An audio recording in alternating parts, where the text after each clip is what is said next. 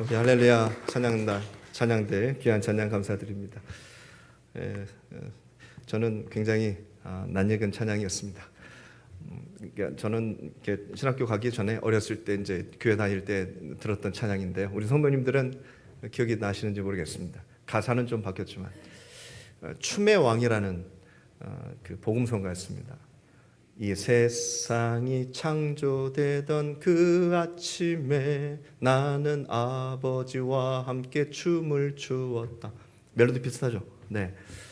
내가 베들레헴에서 태어났을 때도 하늘에 춤을 추었다. 춤춰라 어디서든지. 언제나 신나게 춤춰라. 이러한 찬양입니다. 옛날 곡을 이렇게 편곡해가지고 또 오늘 우리에게 이렇게 귀한 찬양, 외국곡인데요. 참 아름답게 또 오늘 아침에 이렇게 들려졌습니다. 우리 성도님들에게 귀한 은혜가 되셨기를 바랍니다. 아멘. 우리 성도님들 귀한 자리에 오셨습니다. 날씨가 좀 추워지고 있는데요. 우리 성도님들 아침 저녁으로 건강이 좀 걱정됩니다. 옷매무새를 잘 해주시고 이왕이면 감기 하나 걸리지 않고 잘 지나갔으면 좋겠는데요.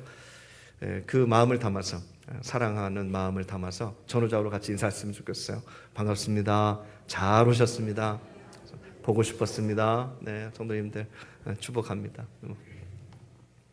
우리 성도님들 하나님 부르시죠? 하나님 부르시죠? 옆집 아주머니, 아줌마, 저기 아저씨 부를 때는 다 부르는 호칭이 따로 있을 텐데 우리 하나님 부르실 때 뭐라고 부르세요? 성도님들 그냥 하나님 그렇게 부르세요? 주여, 네, 주여 부르시고 또 주님, 또 뭐라고 부르세요? 아버지, 아버지 그렇게 부르시죠. 혹시 주인님 그렇게 부르시면 계세요? 네, 주인이니까 주인, 내 삶의 주인님 이렇게. 근데 우리가 많이 부르는 호칭 중에 하나는 아버지일 거예요. 아버지. 우리는 하나님을 아버지라고 부릅니다. 또 그렇게 부르는 이유는 하나님께서 그렇게 부르라고 하셨어요. 아빠라고 불러라. 아버지라고 불러라 그러셨어요. 우리 성도님들 한번 같이 불러볼까요? 이 시간 아버지하고 시작. 아버지. 네, 아버지 그렇게 부릅니다. 당당하게 부릅니다. 우리 육신의 아버지도 계시지만 내 영혼의 아버지, 삶을 주관하시고 세상을 주관하시는 아버지 그분이 우리 아버지입니다. 하나님께서 우리를 아버지라고 불러라 하고 말씀하신 그 순간 우리는 하나님의 무엇이 되죠? 자녀가 됩니다. 그 관계가 성립되는 거예요. 호칭만 딱 부르는 게 아니라 하나님은 관계를 설정해 주십니다. 난 아버지, 너희들은 자동적으로 부르는 그 순간에 자녀가 된다. 자녀가 된다. 세상 사람들은 이해 못 하겠죠. 우리는 아버지, 그분을 아빠 부를 때 자동적으로 우리는 자녀가 됩니다. 우리가 그렇게 설정한 게 아니고 하나님께서 그렇게 만들어 주셨습니다. 우리가 많이 부르는 찬양이 있는데요. 그래서 여러 가지 비슷한 찬양이 있는데 이런 찬양이 생각나더라고요. 오늘 아침에 사랑합니다. 나를 자녀 삼으신 주. 이 찬양 아세요? 아시는 분들 함께 불러봤으면 좋겠습니다. 가사는 단순해요. 가사를 생각하면서 우리 함께 찬양합니다. 사랑합니다. 사랑합니다.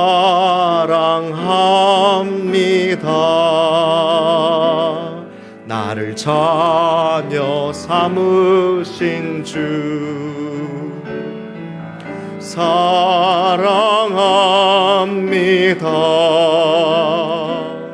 나를 자녀 삼으신 주. 내 부르짖음 들으시고 감싸 주시는 영원히 주 찬양합니다. 내 삶을 다해. 아멘. 내 부르짖음 들으시고 언제나 감싸주시고 달려와 주시는 우리 하나님 영원히 찬양합니다. 내 삶을 다해. 우리 성도님들도 자녀들이 어디서 엄마, 아빠 부르면 그냥 그 목소리는 딱 들리죠. 수많은 잡음 속에서도 엄마, 아빠 부르면 이건 내 자식 목소리다. 딱 듣고 얼른 막 냉큼 달려갑니다. 그 하나님의 마음 동일합니다. 내 삶을 다해서 그런 하나님을 아버지로 모시고 영원히 찬양해도 아깝지 않고 더 뿌듯하다는 것이죠. 하나님 아버지로 모실 때 참 살맛나는 고백입니다. 제가 주중 아침이면 주중에 우리 성도님들에게 원하시는 분들에게만 큐티를 보내드립니다. 짤막한 하나님 말씀인데요. 꼬박꼬박 이렇게 큐티를 하시는 성도님들도 계신데요. 그 중에 한 분이 지난주에 질문을 하셨어요. 우리가 하나님을 통해서 얻는 기쁨은 이야기했는데 하나님께서 내 안에 들어오셔서 누리시는 하나님의 기쁨은 그게 무엇이냐? 그게 잘 와닿지 않으시는 거죠. 애매하기는 합니다. 내 기쁨은 알죠. 내 기쁨은 아는데 도대체 하나님께서 나를 통해서 누리는 기쁨은 어떤 기쁨인가? 그래서 나름 고민하면서 대답을 해드렸습니다. 우리가 어릴 때는 우리 자체가 부모의 기쁨입니다. 태어날 때부터 기쁘죠. 그리고 이게 키우시면서 고생이기는 하지만 키우시면서도 우리 부모님들뿐만이 아니라 할머니 할아버지까지도 기쁨이 있습니다. 행복하십니다. 그래서 우리 키우는데 최선을 다해 주십니다. 아기를 키우는데 본인을 희생하십니다. 우리의 행복과 우리의 기쁨과 우리의 안전을 위해서 부모님은 희생을 하십니다. 손해를 보십니다.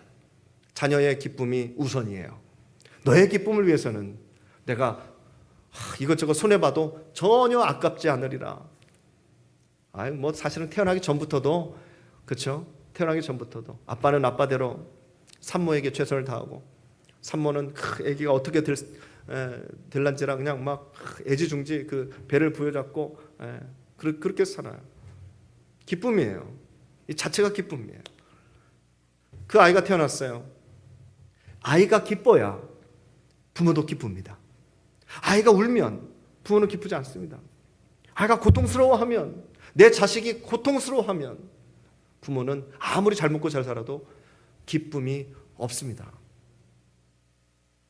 그런데 그런 부모의 기쁨을 위해서 우리가 자식이 하는 일은 무엇이 있을까요? 우리는 부모의 기쁨을 위해서 얼마나 노력을 할까요? 부모는 우리의 기쁨을 위해서 다 내어주는데 우리는 그 부모님을 위해서 부모님께서 조금이라도 부모님의 웃음을 보기 위해서 부모님이 조금이라도 행복해 하시는 모습을 보기 위해서 우리는 얼마나 노력을 얼마나 희생을 하고 있는가 하는 거죠. 그러나 그 이전에 성도님들 여쭤보고 싶은 게 있어요. 부모님의 행복이 성도님들의 행복이 되시나요?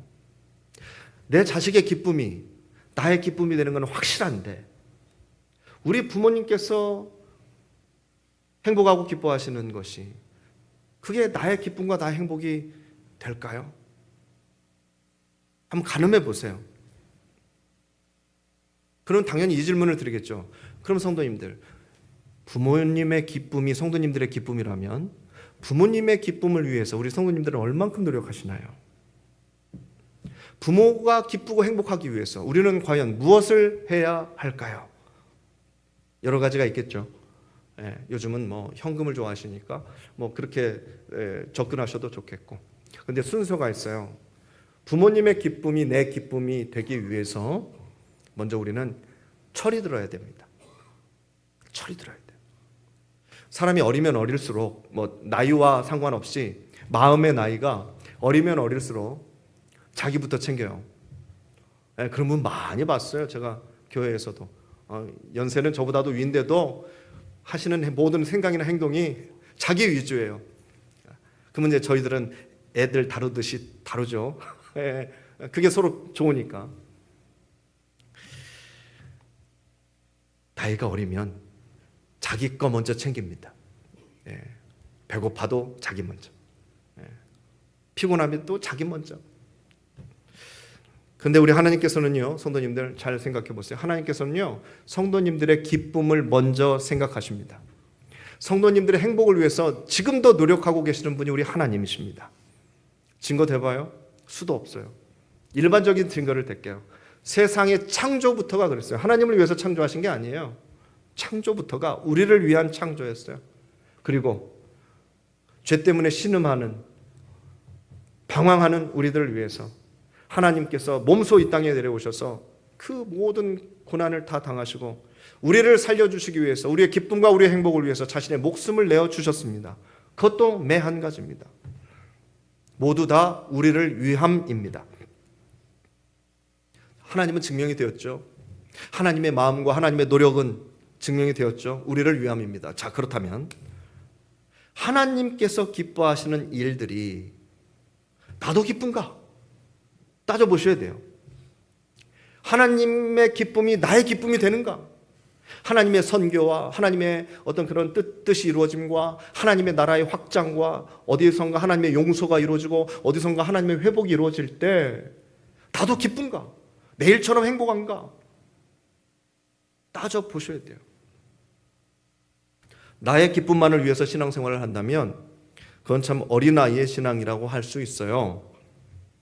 어린아이의 신앙. 목사님, 이건 아닌 것 같아요. 목사님, 이렇게 해야 돼요. 목사님, 그래야 본인이 편해지니까. 그런데 한 단계 올라가가지고 하나님께서 기뻐하시면 나도 기쁘니까 말이죠. 하나님의 기쁨을 위해서 결국은 그게 나의 기쁨이니까 교회 사역을 하고 때로는 침묵하고 때로는 남들이 보지 못하는 걸 내가 보고 감당을 하고 하는 모든 부분들이 이루어질 때 하나님을 기쁘게 해드리시려고 살아가고 계시는 그런 성도님들, 사람보다도 하나님 기쁘시죠? 나도 기뻐요 하는 삶을, 하는 사역을 감당하시는 성도님들은 믿음의 장성한 분량에 오르고 계신 분들입니다. 당연하지 않아요? 당연하겠죠. 하나님께서 기쁘실 때 나도 기쁘면 성도님들, 우리는 하나님과 상관이 있는 사람입니다. 하나님께서 저쪽에 아프리카 사역을 하고 계실 때 하나님께서 너무 헌신적인 사역을 통해서 기뻐하시고 성공적인 사역을 통해서 행복해 하세요. 그런데 멀리 떨어진 한국에서 그 소식을 듣고 그럴 수도 있지 그건 그거고, 그 일은 그 사건이고, 나는 내 삶이 죽겠는데, 아무런 나하고 상관이 없는 사역이 되어버리면 이건 문제가 있는 거예요. 그렇잖아요? 하나님과 상관이 있어야 되잖아요. 아무리 멀리 떨어져 있더라도 내 자식이 거기서 잘 살더라, 승진했다더라, 집을 샀다더라, 그러면 아무리 멀리 떨어져 있다고 해도 기쁘잖아요. 부모는 내가 잘된 것처럼 기쁘잖아요. 왜요? 상관이 있으니까, 관계가 맺어져 있으니까. 우리 하나님의 사역이 이 세상 여기저기에서 막 일어나고 있는데 그거 나하고는 상관없고 일단 내가 잘 돼야 되는데 나도 잘 돼야죠. 근데 그건 이제 어린아이의 신앙이라는 거예요, 성도님들.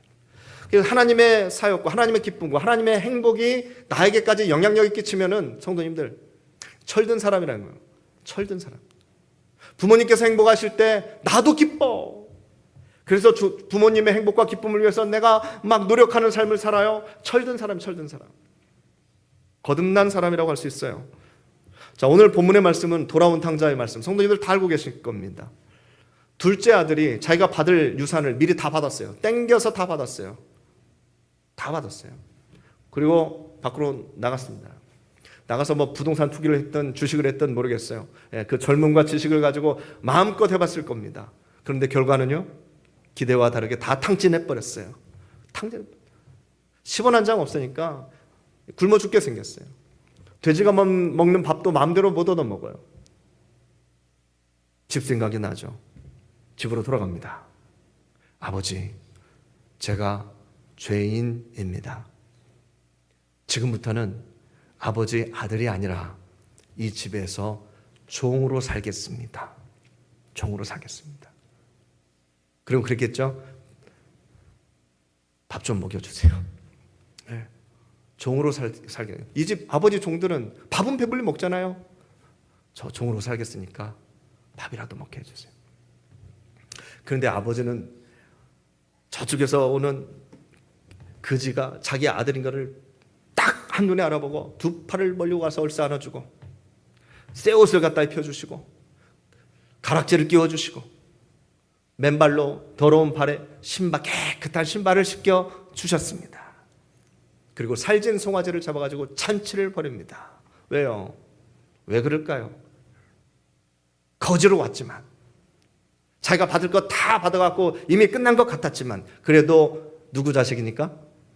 내 자식이니까. 그래도 내 자식이니까. 내 아들이니까 그렇습니다. 성도님들, 거지가 우선이에요? 부자가 우선이에요? 명예가 우선입니까? 아무리 병든 자식이라고 할지라도 아버지에게는 누가 우선이에요? 자녀가 우선입니다. 부모님들은 늘 그래요. 그것이 바로 수준으로 우리를 판단하지 않으시고 신분으로 우리를 판단하시는 하나님의 사랑인 줄 믿으시기를 바랍니다. 하나님도 동일하세요. 우리가 이게 애기 막 나오면은 막 매일매일 목욕도 시켜주고 손도 시켜주고 발도 시켜주고, 네. 그 꼬맹이도 세상에 손톱이 자라나더라고요. 손톱이. 피부가 약하니까 그 손톱으로 자기 이렇게 긁어가고 상처 내고, 그러니까 그 조그마한 손톱도 보이면 막 깎아주고 말이죠. 세심하게 이 아이를 키웁니다. 부모님이. 내 자녀이기 때문에 그래요. 내 자녀이기 때문에. 예수님께서도 우리의 발을 씻겨주십니다. 제자들의 발을 씻겨주셨어요. 그리고 제자들에게 뭐라고 했냐면, 너희들도 가서 그렇게 섬겨라. 너희들도 세상에 가서 이와 같이 하라 그러셨어요. 주님께서 그렇게 말씀하셨어요. 그러면 우리도 옆에 계신 분들의 발을 씻겨드릴 때, 옆에 계신 분들의 발을 씻겨주는 마음으로 섬겨주실 때 누구도 기뻐하실까요? 하나님도 기뻐하시죠. 주님께서 그런 의도를 갖고 행해 주셨고, 그리고 그렇게 하라고 명령하셨기 때문에 그렇습니다.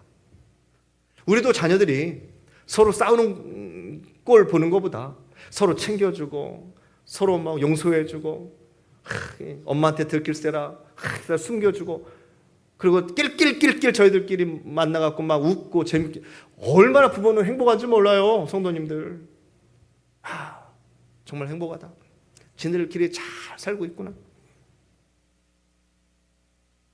주님의 기쁨을 위해서 그렇게 살아가시는 분들은 철든 분들입니다. 내가 옆에 있는 성도님들을 미워하고 싸우면 하나님 싫어하시니까, 하나님 아파하시니까, 하나님의 기쁨을 위해서 내가 사랑해야지, 내가 용서해야지, 내가 손해봐야지, 내가 더 섬겨줘야지 하는 성도님들은 철든 성도님들이십니다. 로마서 8장 15절은 우리에게 이렇게 말씀하십니다. 너희는 다시 무서워하는 종의 영을 받지 아니하고 양자의 영을 받았으므로 우리가 아빠, 아버지라고 부르짖느니라. 아멘. 하나님께서는 우리를 종이 아니라 아들로, 딸로 삼아 주셨습니다. 성도님들, 종은요 능력대로 평가를 받아요. 일 잘하는 종은 칭찬받아요. 월급도 더 줘요. 일 못하는 종은 계속 직급이 내려갑니다. 일도 아무나 할 수 있는 일로 내려가요. 월급도 깎이죠. 잘못하면 쫓겨날 수도 있어요. 종은 능력제예요. 그런데 자식은 능력제가 아니에요. 무엇이 더 먼저예요? 관계가 먼저예요. 아무리 못나도 그래도 내 아들이잖아요. 그래도 내 딸이잖아요. 이런 확신이 없는 분들이 신앙생활을 할 때 그래도 하나님, 내가 하나님 자식이잖아요 하는 이런 확신이 없는 분들은 신앙생활하면서 굉장히 두려움이 많이 있으세요. 불안함을 갖고 신앙생활을 하십니다. 왜냐하면 하나님 앞에서 나의 열심이 부족하거든요. 내가 하나님께 드리는 시간이 부족하거든요. 이렇게 신앙생활해도 돼? 이렇게 예배드려도 될까? 헌신을 이만큼만 해도 돼? 하나님께 드리는 물질을 보고 늘 걱정해요. 이 정도 드리면 되나? 너무 많이 드리는 거 아니야? 좀 뗄까? 뭐 어쩔까? 늘 좀 불안해하시는 분들이 계세요. 왜냐하면 하나님께서 나에게 수준을 요구하신다고 생각하니까. 이만큼 적정한 시간, 이만큼 적정한 땀, 이만큼 적정한 어떤 그런 헌신, 결과적으로는 자기 만족인데 이게 되지 않으면 본인도 불안한 거죠. 돌아온 탕자가 그랬어요. 아버지 앞에 당당하게 나가지 못했습니다. 왜요? 가진 거 다 탕진했잖아요. 아버지한테 내가 다시 돌아올 때는 멋진 고급 외제 승용차를 딱 타고 트렁크에는 명품 선물로 그냥 가득 채워가지고 아버지 보십시오. 아버지 아들 성공했습니다. 그렇게 해가지고 아버지한테 가려고 그랬는데 세상에 정반대가 돼가지고 거지 꼴이 돼가지고 지금 밥이라도 얻어먹을 수 있을까 하고 돌아가는 마당입니다.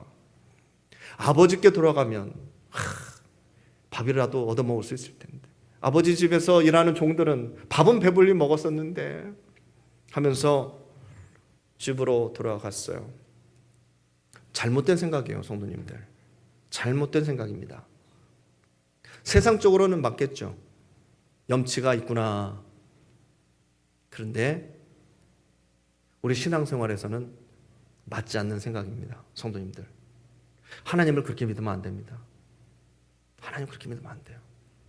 그러면 뭐 교회 오래 다니신 분들이, 그럼 뭐 헌금 많이 하시는 분들이, 그러면 성경을 줄줄줄 외우시는 분들이 특권을 누려야 되겠죠. 아닙니다. 먼저 된 자들이 나중될 수 있다는 것은요, 나중된 자들이 먼저 될 수 있는 상황이 오기 때문에 우리에게 주신 말씀이에요. 우리 하나님께서는요, 우리 성도님들을 보실 때 절대로 수준을 보지 않으십니다. 꼭 마음에 새겨주시기를 바라요. 하나님께서는 우리 성도님들을 보실 때 먼저 신분을 보세요.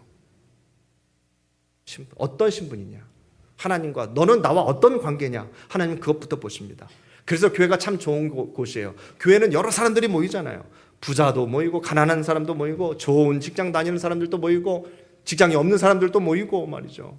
잘생긴 사람도 못생긴 사람들, 물론 세상의 기준이지만 세상에서는 다 선을 긋습니다. 여기까지 붙여요. 여기까지 들어오라고 하세요. 세상은 다 선을 그어요. 그러나 교회는 선을 긋지 않습니다. 왜요? 교회의 선은 어떤 선이냐면, 하나님, 너도 하나님의 자녀고 나도 하나님의 자녀다. 세상의 기준은 다 내려놓고 이것만 따져요. 너도 하나님의 자녀고 나도 하나님의 자녀. 우리는 이 귀한 신분을 똑같이 가지고 있다라는 거예요.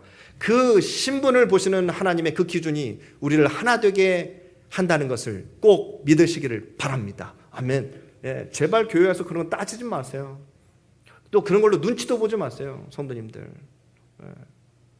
제발. 뭐 했다고, 뭐 가졌다고 목에 힘줄 것도 없지만, 목사님 저는 뭣도 못하고 뭣도 없고 먹도 해가지고 그렇게 때로는 열등감이나 자기 비하를 통해서 힘들게 신앙생활 하지 마세요. 하나님 보실 때는 똑같아요. 큰아들이나 작은 아들. 오히려 아버지의 마음은 성도님들도 똑같지 않으세요? 뭐 큰형이든 둘째든 간에 뭐 좀 부족한 손가락이 있잖아요. 얘야, 너는 공부도 잘하고 너는 직장도 잘 들어가고 너는 결혼도 잘했지 않냐? 동생은 결혼도 못하고 직장도 지금 그 모양이고 어떻게 어쩔 수 없잖아. 너는 그래도 잘 살고 있잖아. 그렇게 부모님이 동생한테 좀 신경을 더 써줘야지. 네가 좀 이해 좀 해줘. 아이고 어머니 다 커가지고 그게 뭡니까 도대체. 좀 부모님이 맨날 그렇게 동생한테만 그렇게 해주니까 제가 저 모양 저 꼴 아닙니까?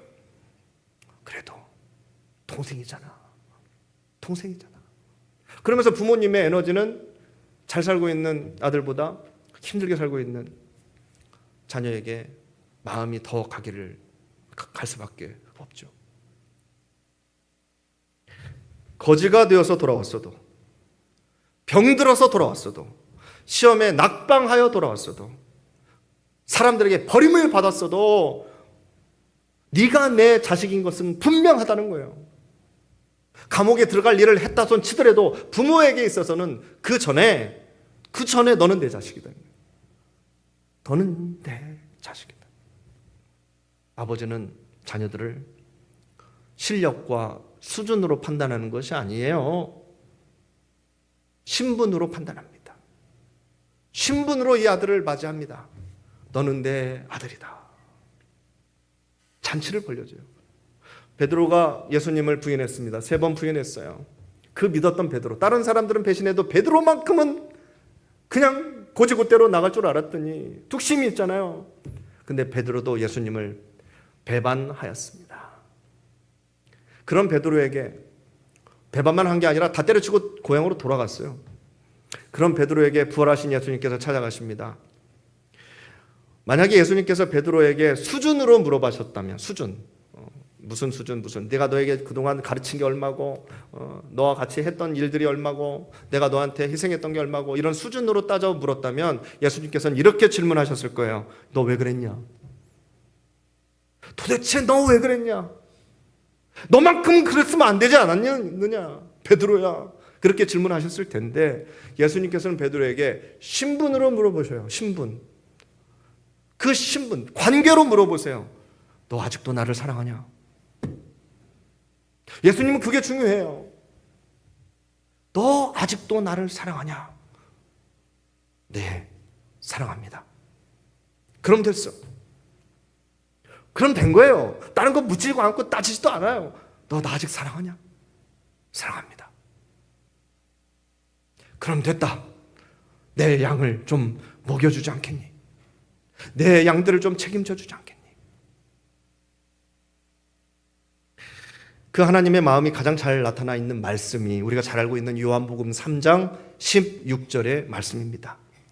하나님이 세상을 이처럼 사랑하사 독생자를 주셨으니 이는 그를 믿는 자마다 멸망하지 않고 영생을 얻게 하려 하심이라. 아멘. 하나님께서 우리에게 구원의 길을 주고 싶으셔서 독생자를 주셨어요. 조건이 있죠? 어떤 조건이에요? 굉장한 조건입니까? 아닙니다. 주님을 믿는 자마다. 한번 고백해 보세요. 주님을 믿는 자마다. 아멘. 그게 조건이에요. 헌금을 많이 하는 사람들마다? 아니잖아요. 제발 성도님들 이 성경 말씀을 고지고대로 그냥 새겨 주시길 바라요. 교회를 많이 다니는 사람들마다? 아니에요. 성경을 달달달달 외우는 사람들? 아니에요. 주님을 그냥 믿는 자마다 영생을 얻게 하려 하심이라. 그리고 로마서 10장 13절로 하나님께서는 도장을 꽉 찍어 주십니다. 우리 굉장히 중요한 이 조건이에요. 쉽지만 같이 한번 우리 소리내서 우리 고백해 봅시다. 시작. 누구든지 주님의 이름을 부르는 자는 구원을 받으리라. 아멘. 주님께서 우리에게 제시한 조건입니다. 주님의 이름을 부르는 자입니다. 서울대생도 아니고 행정고시에 합격한 사람들도 아니고 몇백억의 자산을 가진 사람들도 아니고 하나님과의 나와의 신분이 관계가 확실하여 주님 이름을 자신 있게 부를 수 있는 자는 구원을 받습니다.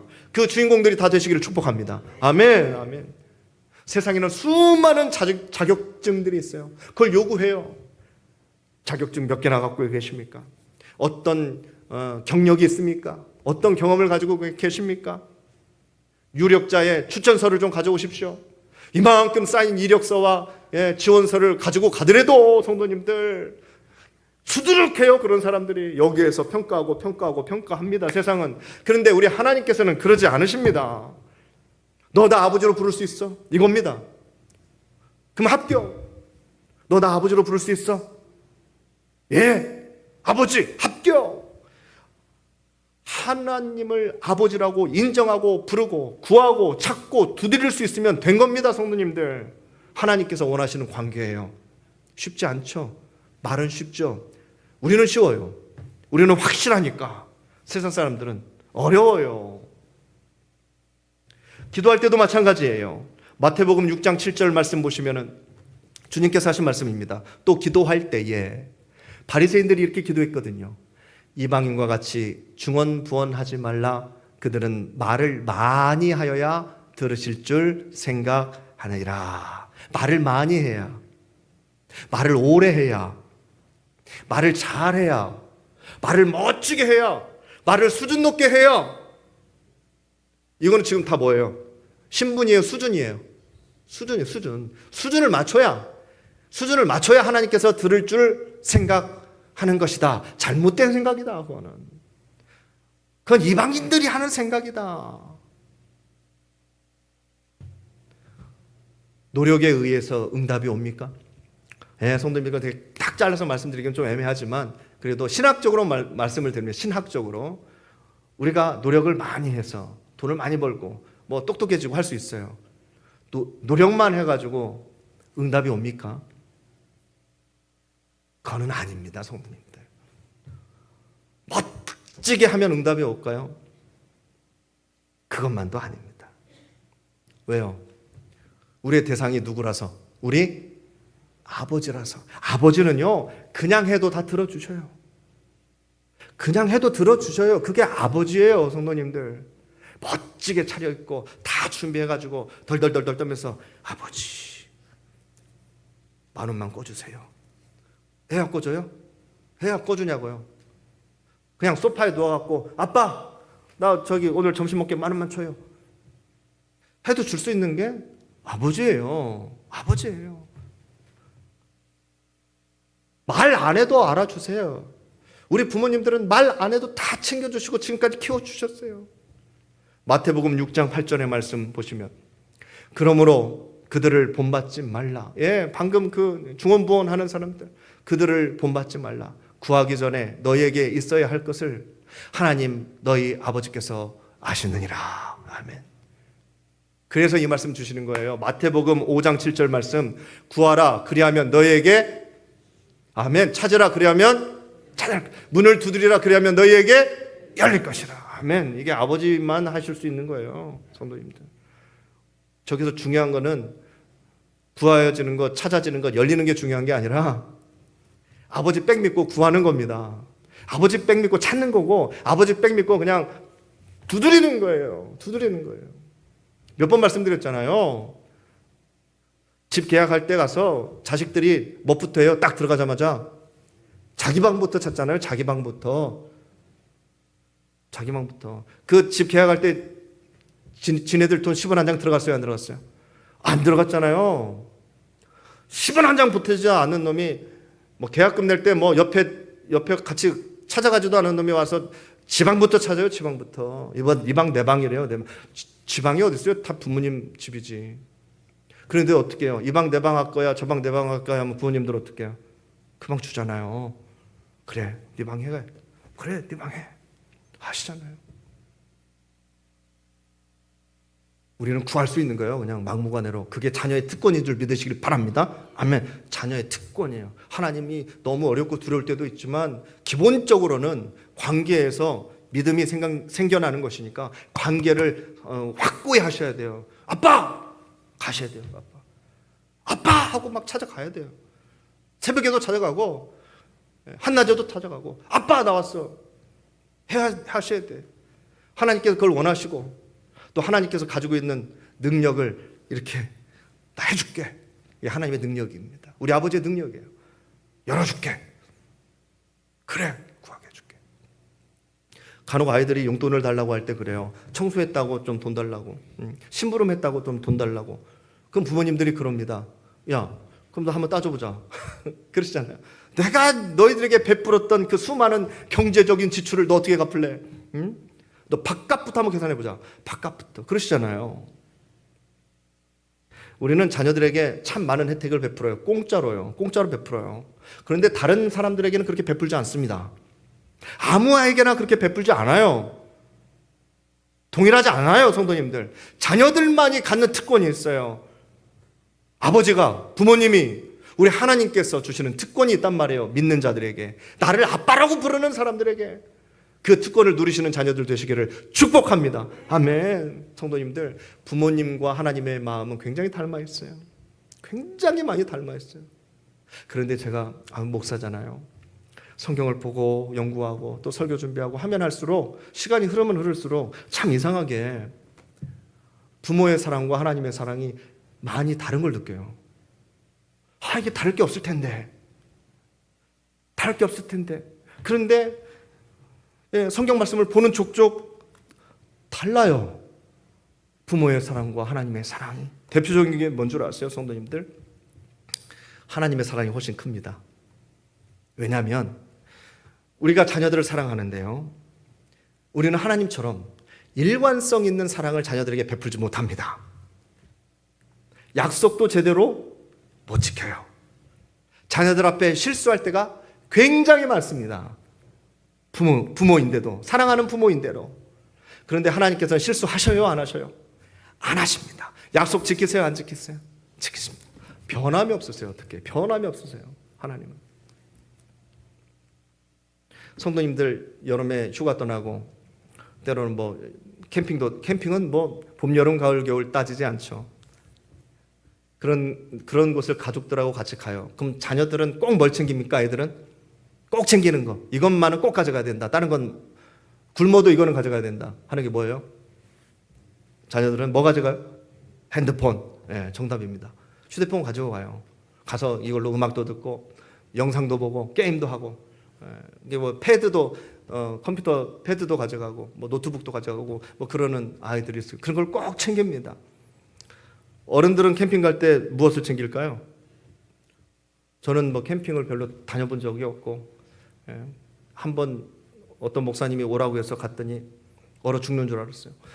5월 달에 갔는데, 몇 년 전인지 모르겠어요. 5월 달에 갔는데 참 세상에 아니 펜션 놔두고 모텔 놔두고 뭐 이런 짓을 왜 하나. 속으로 그렇게 얘기하고 이제 다음부터는 절대 뭐 캠핑을 가지 않았는데, 목사님이 캠핑 몰라서 그래요. 목사님 한번 해보세요 하고 어디 뭐 알려주실 분들 있으면 알려주셔도 돼요. 네, 혐오하는 건 아닙니다. 근데 어른들이 캠핑 갈 때 챙기는 거는 뭘까요? 보통 술을 챙긴다고 합니다. 술을 챙겨요. 자, 그럼 애들은 휴가 가서 뭘 할까요? 휴대폰을 하죠. 그럼 휴대폰을 하는 아이들에게 부모는 뭐라고 얘기할까요? 야, 너 여기까지 와서 또 여기까지 와. 여기까지 뭐 1년에 몇 번 낼 수도 없는 시간, 어려운 시간 깨가지고 같이 왔는데, 야, 너 여기까지 와서도 휴대폰 하냐? 그럼 아이들은 그 부모에게 뭐라고 할까요? 아빠는 여기까지 와서 술을 드시냐? 그렇게 할 게 없어. 여기까지 와서 술을 드냐? 그럴 거예요. 성도님들 생각해보세요. 그게 이제 우리 인간들의 부모와 자식의 관계예요. 자식은 그럴 수 있죠. 근데 부모는 아무리 자식을 사랑한다고 해도 못 지키는 게 너무 많아요. 만족시켜주지 못하는 게 너무 많아요. 안 하겠다 하고도 하고, 절대 해주겠다 하면서도 못 해주는, 이런 수많은 깨지는 약속들 속에서 우리는 자식들을 사랑하고 있어요. 그런데 우리 부모는 다 지키지 못하지만 하나님께서는 다 지키십니다. 그 하나님께서 우리 아버지가 되셔요. 성도님들, 그러니까 수준으로 제발 부탁드려요. 성도님들, 수준으로 믿으면 뭐 교회 생활 못해요. 열등감도 심해지고 막 자기 비하가 너무 심해져요. 잘난 사람들 너무 많으니까. 목사님 저 사람 시키세요. 이제 연말이잖아요. 뭐 정해야 되는데 목사님 저 사람 시키세요. 그런 얘기 하지 마세요. 성도님들, 그런 얘기 하지 마세요. 수준으로 하나님 믿지 마시고, 매번 실수하셔도, 실수 덩어리라고 하셔도 신분으로, 자녀된 관계로 하나님 앞에 나아가시기를 바랍니다. 하나님은 두 팔 벌리고 우리 성도님들을 맞이해 주실 줄 믿습니다. 아멘. 기도하겠습니다. 하나님,